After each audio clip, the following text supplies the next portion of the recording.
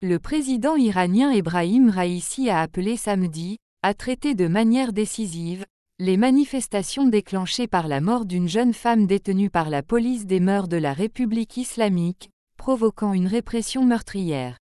Lors d'un appel téléphonique avec la famille d'un milicien basij qui aurait été tué par des manifestants dans la deuxième plus grande ville d'Iran, Mashhad, Raïssi a souligné la nécessité de faire la distinction entre la protestation et la perturbation de l'ordre public et de la sécurité, tout en dénonçant les troubles actuels comme des émeutes. Et le mal, il a souligné la nécessité de traiter de manière décisive les perturbateurs de la sécurité et de la paix du pays, indique un communiqué publié par son bureau. Ces commentaires sont intervenus alors que l'agence de presse Tasnim a rapporté samedi que la police iranienne dans une seule province avait arrêté plus de 700 personnes depuis le début des manifestations il y a plus d'une semaine.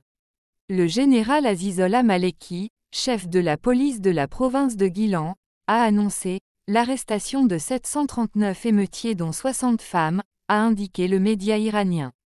Des manifestants en colère sont descendus dans les rues des principales villes d'Iran, y compris la capitale Téhéran, pendant 8 nuits consécutives depuis la mort de Mahsa Amini, 22 ans. La femme kurde a été déclarée morte après avoir passé 3 jours dans le coma après son arrestation par la redoutable police des mœurs iraniennes pour avoir porté le foulard hijab de manière inappropriée. Plus tôt samedi, le nombre officiel de morts dans la répression des forces de sécurité iraniennes aurait plus que doublé, passant de 17 à 35. Cependant, selon Iran Human Rights, basé à Oslo, au moins 50 personnes ont été tuées par les forces de sécurité lors des manifestations anti-gouvernementales. Vendredi, des manifestations ont eu lieu autour de la République islamique, avec des vidéos en ligne montrant que certains devenaient violents à Téhéran et dans d'autres grandes villes, dont Tabriz. Dans certaines images, on pouvait voir les forces de sécurité tirer ce qui semblait être des balles réelles sur des manifestants non armés dans les villes du nord-ouest de Piranzar, Mahabad et Urmia. Les forces de sécurité ont procédé à une vague d'arrestations d'activistes et de journalistes, dont Niloufar Hamedi du journal réformiste Shargh, qui a rendu compte de la mort d'Amini.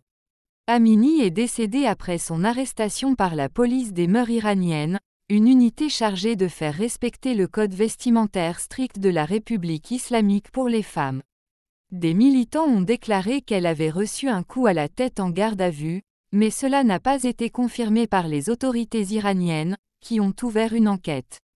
L'Iran a imposé des restrictions strictes à l'utilisation d'Internet dans le but d'empêcher les manifestants de se rassembler et d'empêcher le flux d'images de la réaction d'atteindre le monde extérieur. Les États-Unis ont annoncé vendredi qu'ils assouplissaient les restrictions à l'exportation imposées à l'Iran pour étendre les services Internet. Les nouvelles mesures aideraient à contrer les efforts du gouvernement iranien pour surveiller et censurer ses citoyens, a déclaré le secrétaire d'État américain Anthony Blinken.